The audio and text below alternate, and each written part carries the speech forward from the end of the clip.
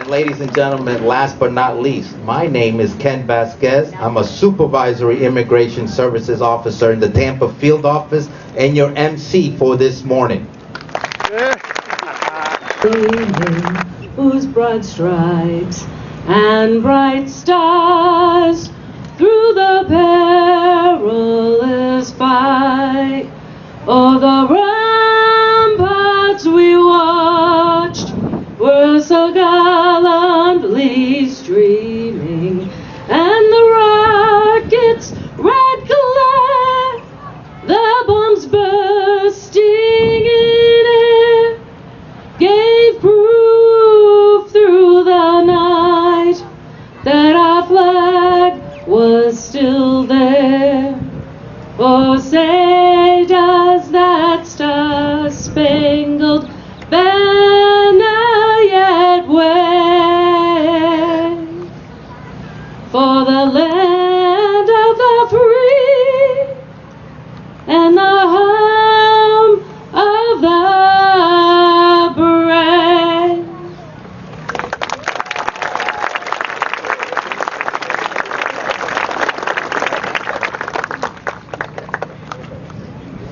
We'll start off by calling off the countries alphabetically. Again, stand and remain standing until all the countries have been called. First country today is Argentina.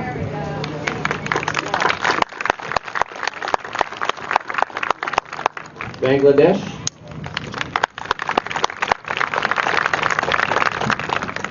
Brazil.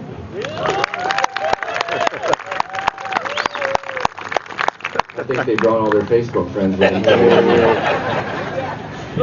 Canada.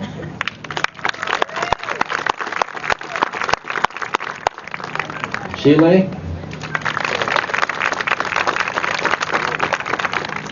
Colombia.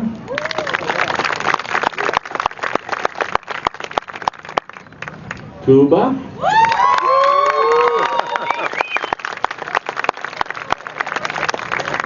The Dominican Republic.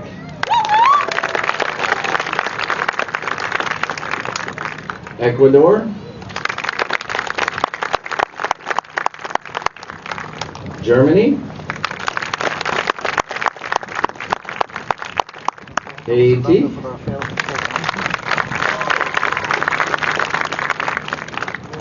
India.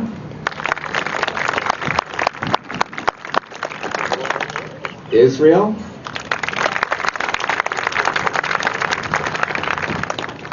Japan. Mexico. Peru. The Philippines. Poland. And Uzbekistan. Okay, at this time, all of the countries have been called. Have we missed any of the countries? No, very good. Okay, at this time, all applicants for naturalization should be standing. Your Honor, on behalf of the United States government, it's my pleasure to present these 50 candidates for naturalization. Each candidate has been personally interviewed under oath by a designated officer. Each one has demonstrated an understanding of the English language, unless exempt, and knowledge and understanding of the fundamentals of history and the principles and form of government of the United States. Each one has been found to be a person of good moral character, attached to the principles of the Constitution, and well disposed to the good order and happiness of the United States. The investigations of the government have been completed in their cases, and each one has been found to meet all requirements of the law to be naturalized. Therefore, on behalf of the United States government, I respectfully recommend that upon taking the oath of allegiance, all candidates be admitted as citizens of the United States of America.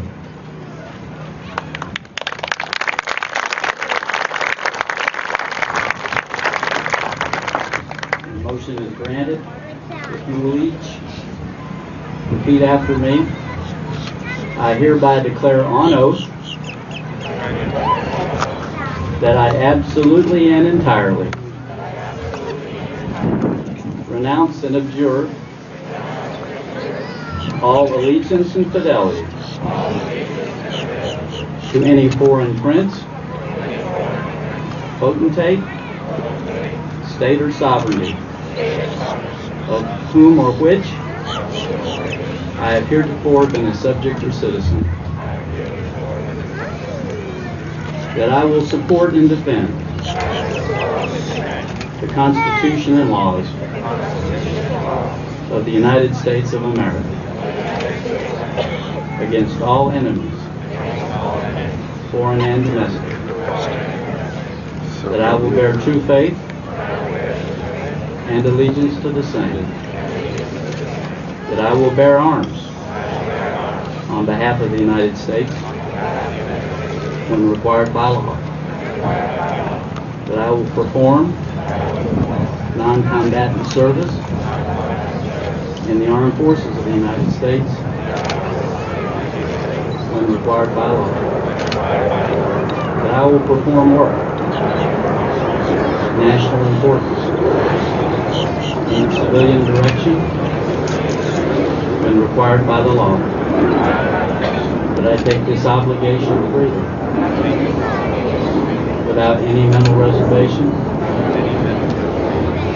or purpose of evasion. So help me God. Let me be the first person to welcome you as the newest citizens of these wonderful United States.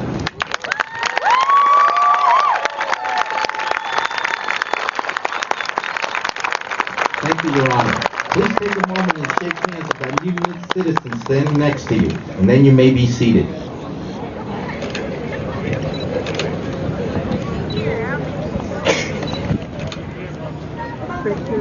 You may be seated. Ladies and gentlemen, it's an honor and a pleasure to introduce to you our keynote speaker this morning, Deputy Brian G. Smith from the Lee County Sheriff's Office.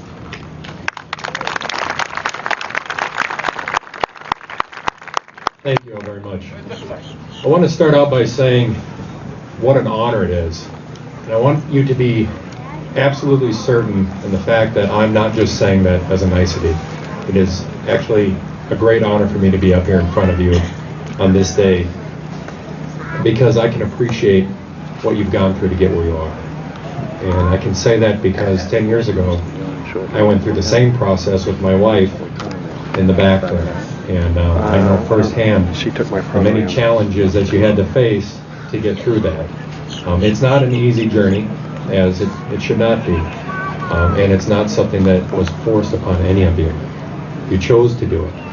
And the fact that you chose to do it is very significant, especially when you realize how difficult it is to get down that path. And it's not just the challenges of going through the process of becoming a citizen, learning the language, learning the history, filling out the paperwork, all the background. It's very challenging, but there's others as well. I've spent many years living overseas, and I know that no matter how nice a country is, no matter how nice the place you are that you're going is, there are certain challenges involved in it. There's a certain amount of discomfort living in a new culture. Even though America is very nice, there's new language, there's new food, there's new cultural norms. There's new things that get you all the time, and it's uncomfortable, and it's challenging, and again, you chose to do that. This isn't forced upon you. You came here. I watched my wife go through it.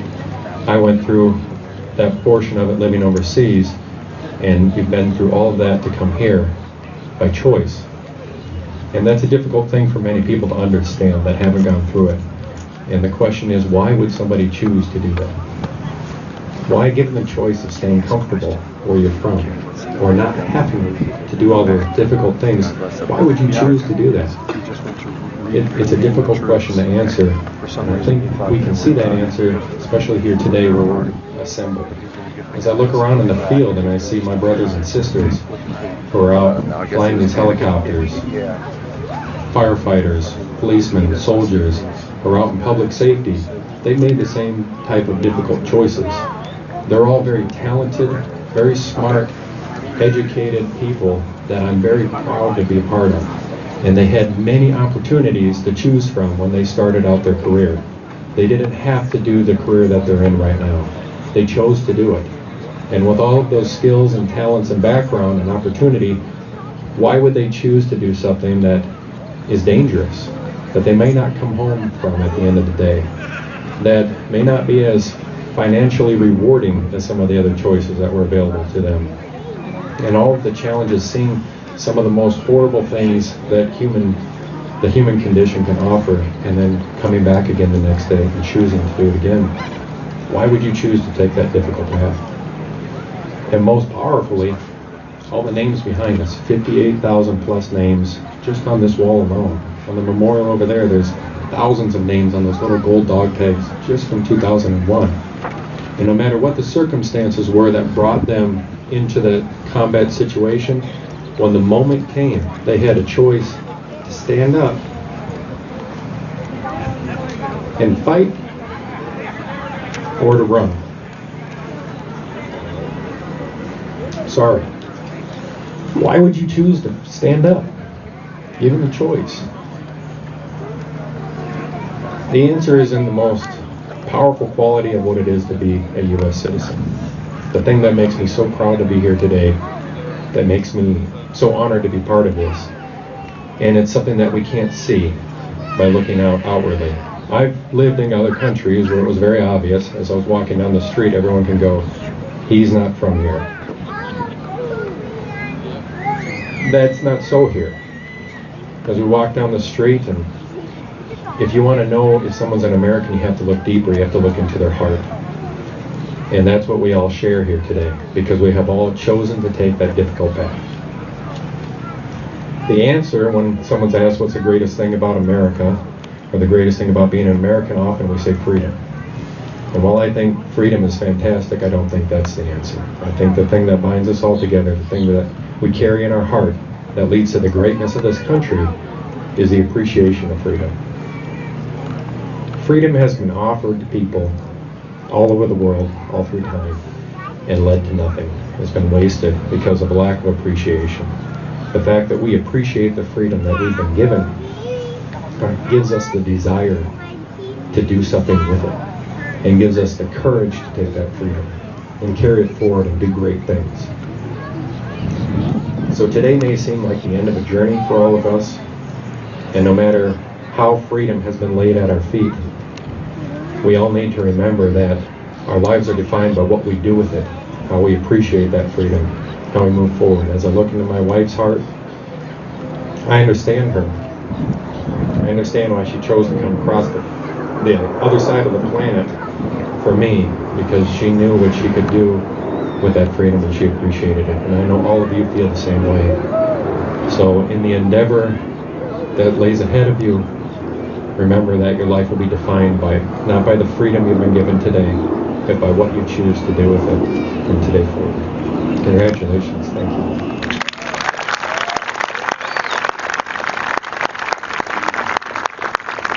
Thank you very much, Deputy Smith. At this time, please stand, and please join me in the Pledge of Allegiance. It's first time as U.S. citizens. The flag is right behind you. I pledge allegiance to the flag of the United States of America, one republic, for which it stands, one nation, under God, indivisible, with liberty and justice for all. Thank you. You may be seated. At this time, ladies and gentlemen, we've arrived to the moment you've all been waiting for, and that is the presentation of the certificates. Now, like I mentioned earlier to you, we're going to call your name. You're going to come up, pick up your certificate. We'll have a receiving line here. You can take pictures, and then please proceed and take a look at those certificates like I mentioned to you earlier. Any problems will be over at the green canopy. If everything is fine, please enjoy the American Heroes Air Show the rest of the day. Thank you.